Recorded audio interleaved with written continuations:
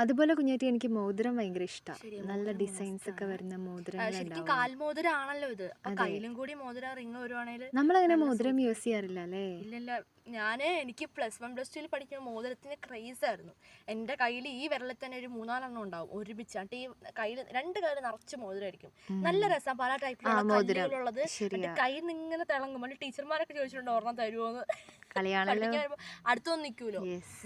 എന്നിട്ട് ഫാൻസി അല്ലേ ഇത്? ഫാൻസി മോതിരങ്ങളായിരുന്നു. എല്ലാം ഫാൻസി ആയിരുന്നു. പിന്നെ അത് കഴിഞ്ഞപ്പോഴേക്ക് ഞാൻ എല്ലാം അഴിച്ചു വെച്ചു. അതിനകത്തൊരു മോതിരമാണ് എൻ്റെ അടുത്തിരിക്കുന്നത്. എൻ്റെ ഫ്രണ്ട് എനിക്ക് ബർത്ത്ഡേക്ക് തന്നൊരു മോതിരം കേട്ടോ. ഇതാ ബർത്ത്ഡേക്ക് തന്ന മോതിരാണ്. ചില മോതിരം ഇടുമ്പോൾ അലർജി ഉണ്ടാവും ഗൈസ്. ചൊറിയും. അത് നമ്മൾ ഇങ്ങനത്തെ ഫാൻസി യൂസ് ചെയ്യുമ്പോഴാണ് മോസ്റ്റ് ആയിട്ട്. നമ്മൾ ഈ ഗോൾഡും ഈ കുഞ്ഞാറ്റിക്ക് സിൽവർ മോതിരം ഉണ്ടായിരുന്നു കേട്ടോ ഒരെണ്ണം ചെറുപ്പത്തിൽ. എന്നിട്ട് അത് എവിടെയോ കൊണ്ടിട്ട് ഇങ്ങനെ സൈഡ് ഇങ്ങനെ ഒരു നല്ല ഷേപ്പ് ഉള്ളത് ഓർക്കുന്നുണ്ടോ?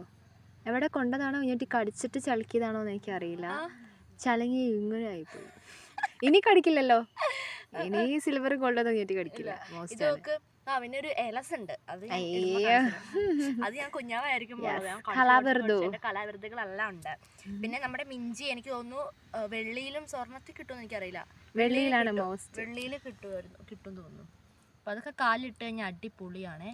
അടുത്ത് ഞാൻ ഫിഷിന്റെ അടുത്ത് ഞാൻ കാണിച്ചു തന്നില്ലല്ലോ. ഫിഷ്